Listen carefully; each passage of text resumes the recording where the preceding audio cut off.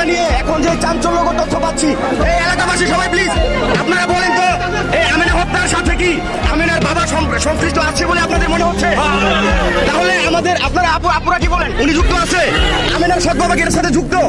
তাইলে আমারও সেম সন্দেহ, বাবার কাছ থেকে মেয়েরা কায়রা নিবে, বাবা জীবন থাকতে বাবা দিবে না। বাবা ওই উন্নয়ন করে নাই, বাবা সুস্থ অবস্থায় বাসায় আসছে।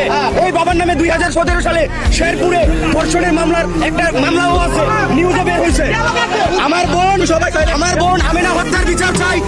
যারা যুক্ত আছে সুই সুতা বিশ্লেষণ করে উনাকে as soon as possible আইনের আওতায় নিয়ে আপনারা সবাই বিশ্লেষণ করুন। আপনারা কি আমিনা হত্যার বিচার চান না? যারা জড়িত, আমিনার বাবা কি জড়িত আছে নাকি না এটার সাথে? তাহলে আমরা সন্দেহ করতেছি, বিশ্লেষণ করবে কি আইন প্রশাসন, উনাকে কি অ্যারেস্ট করতে হবে কিনা? ঠিক আছে, ভাই আমারও আপনার সাথে একমত। যদিও সেটা তার আপন বাবা না, তারপরেও মানুষ হিসেবে কেউ চুপ করে থাকবে না, শেষ পর্যন্ত লড়ে যাবে তাকে বাঁচানোর জন্য। সেইখানে সে কি করলো, তাকে তাদের হাতে তুলে দিয়ে চলে আসলো। এর পিছনে নিশ্চয়ই তার হাত আছে।